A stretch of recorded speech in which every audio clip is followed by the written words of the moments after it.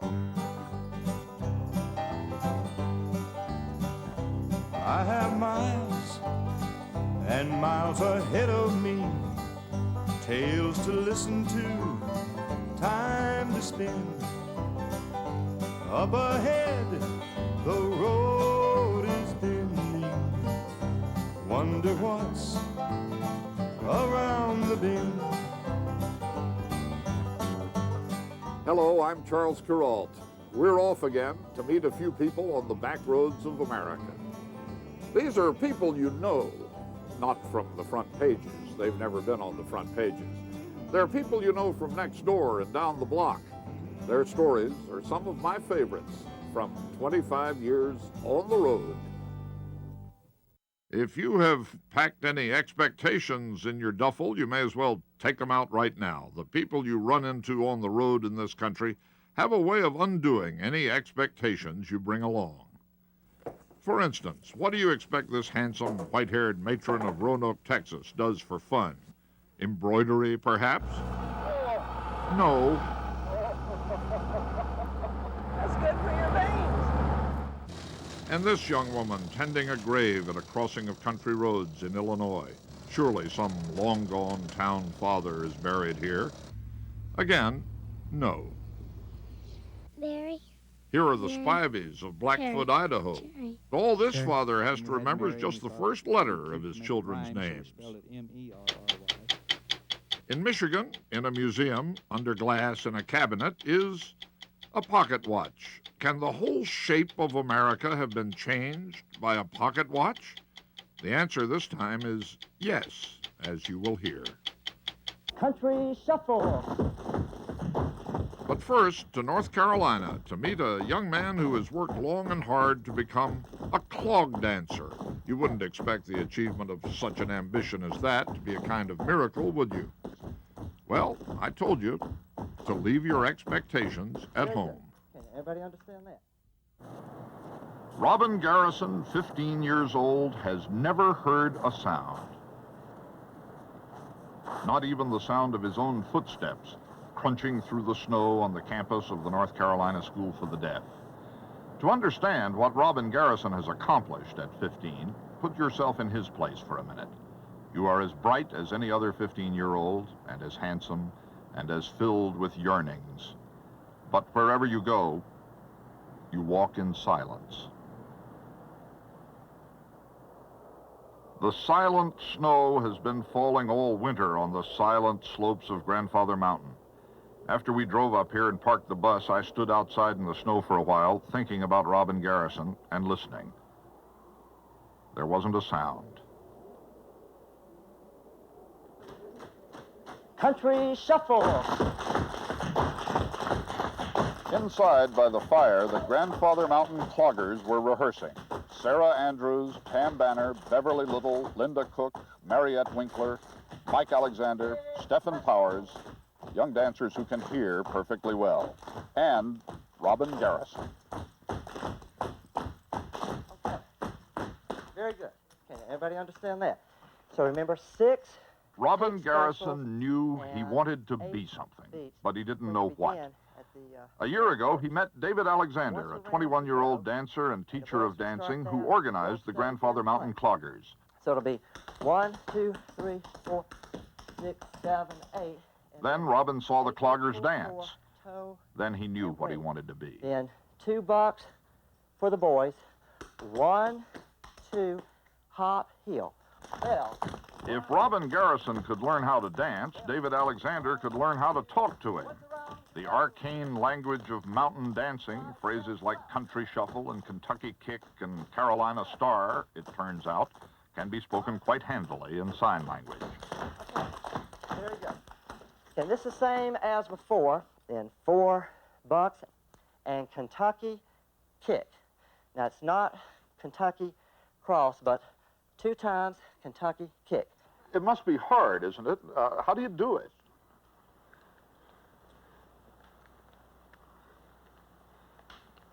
Down, do, and Gabbin. Okay. He said that when he was a little boy, he always liked to, or always enjoyed watching dancing on television. And he said he feels like inside him he has a lot of rhythm. And so he said he always just, moving, doing rhythm-type movements. He got involved with dancing, and he saw that he could develop his talent, and through very exact memorization, he's able to perform with a hearing group, because there are several thousand steps in one routine, and each beat has to be memorized. Buck. Down, turn.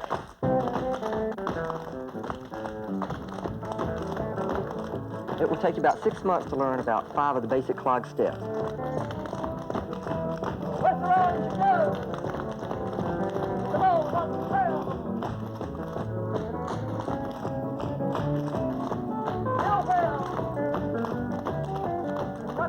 We have certain trigger movements where his partner will squeeze his hand and he knows that's the cue to take off. He also reads my lips during the routine. Yep.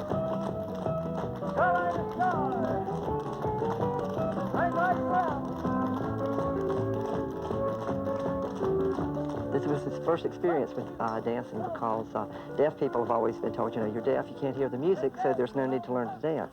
And so this is more or less a new thing, a new beginning for deaf people.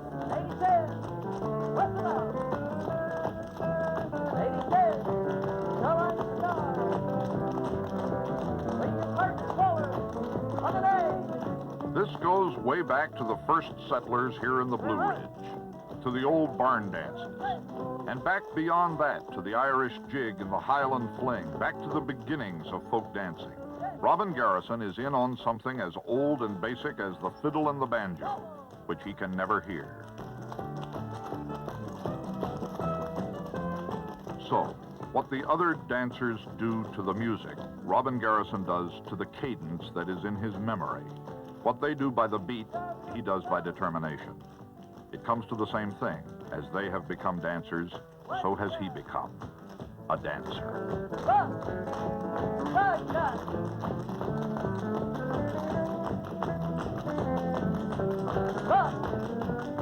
Just one more time to grasp what he has done at 15. Put yourself in Robin Garrison's place.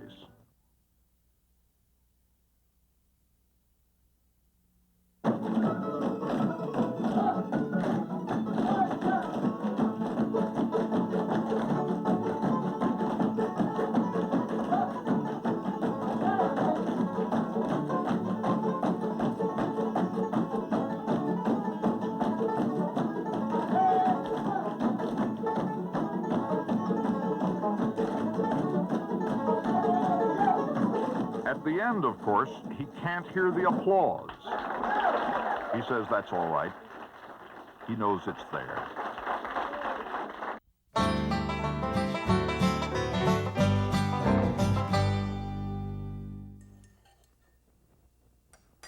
At the age of 80, Edna Gardner White thinks back on all the men in her life. Almost every one of them was an obstacle.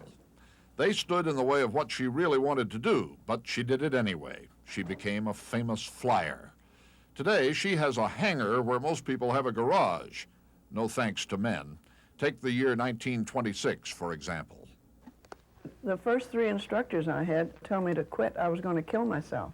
I knew I wasn't going to kill myself. I knew that I could learn to fly. If a man could do it, I could do it. They didn't want to solo me. They would just keep riding with me and riding with me. They wouldn't solo me, and I knew I could do it. And the day he got out of that airplane, I sang all the way around that airport and came in and made a beautiful landing. I was so glad to get rid of him. From that day to this, Edna Gardner White has put in 30,000 hours in the air, probably more than any other woman in the world. No thanks to men. One tried to turn her down for her pilot's license, though she had the highest score. Many turned her down for airline jobs, though she had the highest qualifications. When I get down here to 85, I pull it up like this and I do like this.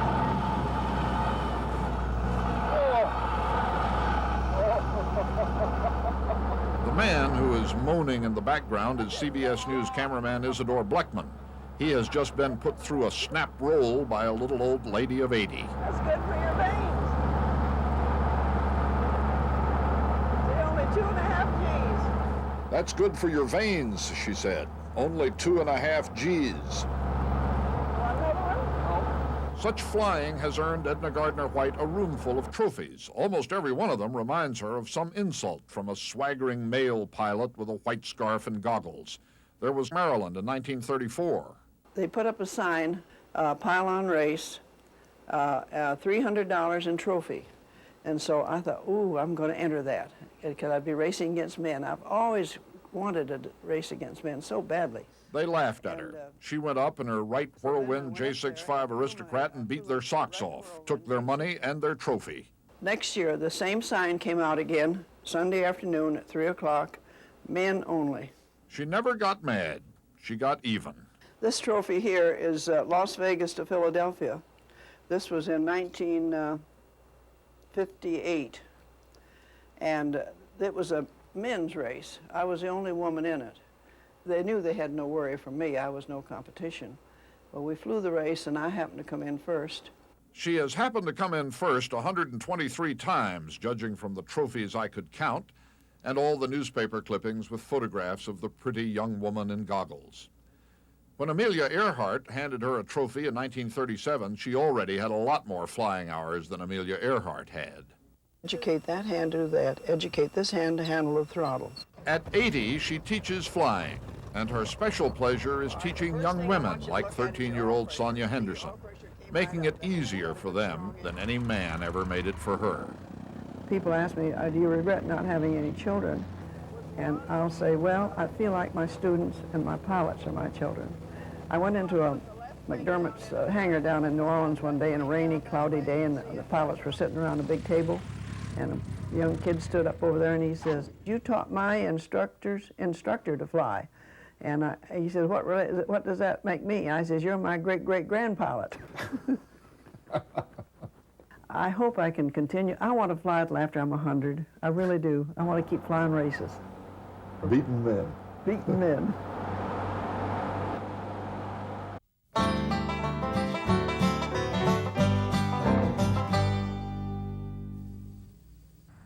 We were going somewhere else, like all the other traffic on Illinois 16, when we noticed what looked like a grave beside the highway. Funny place for a grave, so we stopped and asked around. It turned out that this place, which is just a crossing of country roads, has a special meaning for the people around here because of something that happened here once. It was a long time ago, the summer of 1965, when a little dog showed up here, a little black dog who seemed to be lost. Bill Stiff, whose family farm adjoins the road here, was 10 years old then. Probably it was Bill who first called the dog Blackie. I can't, nobody can really tell, fully explain why he was here, but I've always theorized that he was dropped off or left or something, and he just stayed here and was waiting for his master to return. That's all that I can figure, and I really think that that's probably it.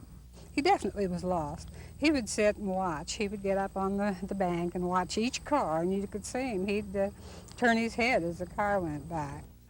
Helen Parkus is editor of the weekly paper up the road at Oakland. Often I saw him on this island, between the roads here, and just sitting there, kind of watching the traffic and apparently waiting and watching for someone. The summer went by and the fall came, and Blackie kept his place here at the crossing. People around here worried about him, what with winter coming on, and more than one family tried to adopt him. All the neighbors and everything brought food out here. I remember one account of a Thanksgiving that he was here, and there was more turkey bones there than anybody could ever imagine. They were stacked up high. And he stayed right around here. Yeah, he didn't leave. He wouldn't leave. I think unless a motorist had killed him, I don't think he would have ever left. I really don't. That's what finally happened, of course. On an icy morning in early February, Blackie was struck by a car and killed.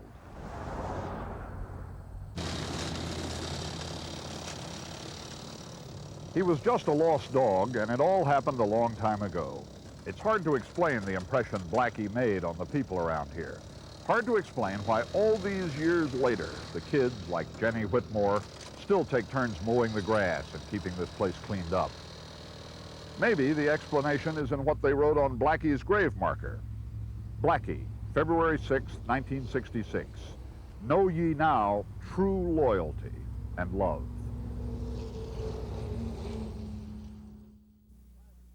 This is the Spivey family of Blackfoot, Idaho. What's your name? Barry, Zay, Perry, Cherry. Terry? Is that all? No, we have 4 more. We have one's in the Marine Corps, and 2 are visiting their grandparents, and one's babysitting. And what are their names? Jerry, Sherry, Mary, and Carrie. Mr. Spivey, how did this happen? Well, we started off in typical American family, 2 kids. We had Jerry and Terry, and then we had Sherry, and we had Mary, and we thought it would be cute to make it rhyme, so we spelled it M-E-R-R-Y. And then when my wife, the following year, was on her annual vacation up in the maternity ward, she had a little girl, and we didn't want to name it Sue or something that didn't rhyme, and she grew up thinking we didn't love her. So we named her Carrie, and then the next year another one, and on and on and on. Can you name them all? Chronologically, Jerry, Terry, Sherry, Mary, Carrie, Cherry, Perry, Zary, and Barry. What's your name? Joe?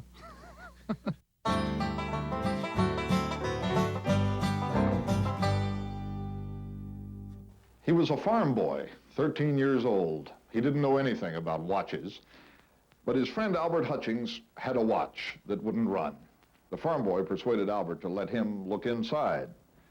He sat down here at a shelf beneath a window of the farmhouse, and with a pair of tweezers he made from one of his mother's corset stays and a little screwdriver he made from a shingle nail, he figured out that watch, and he fixed it.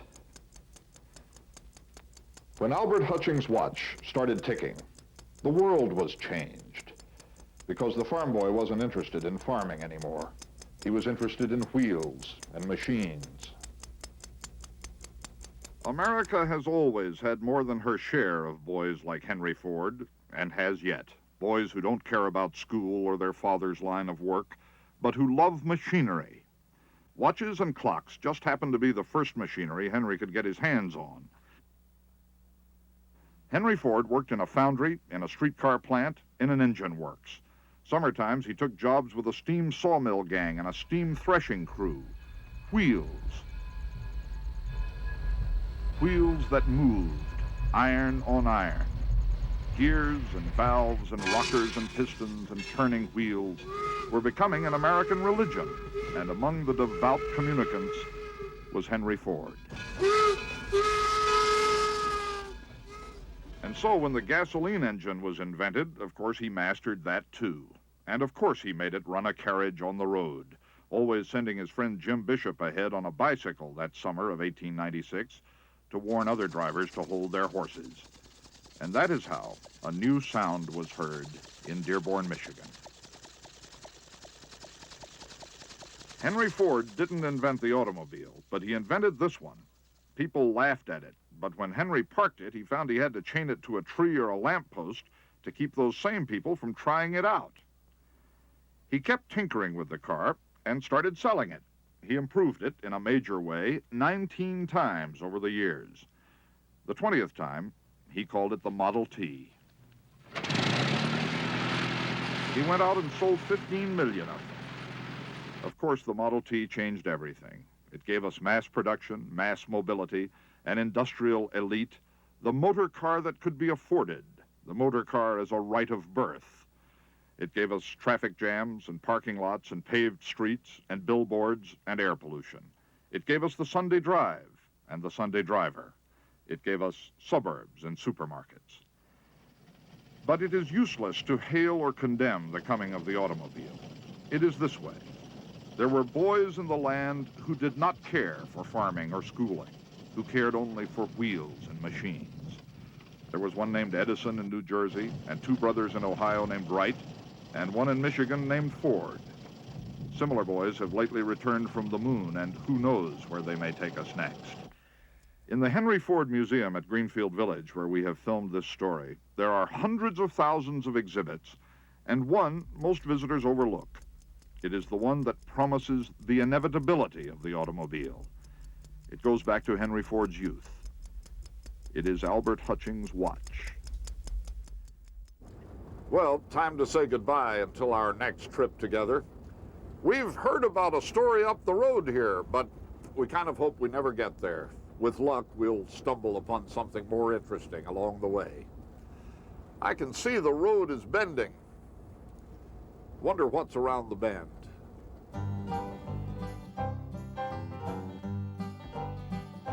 All these years I've been a-wondering, just when I think I'm near the end, I always see the road is bending, and I wonder what's around the bend.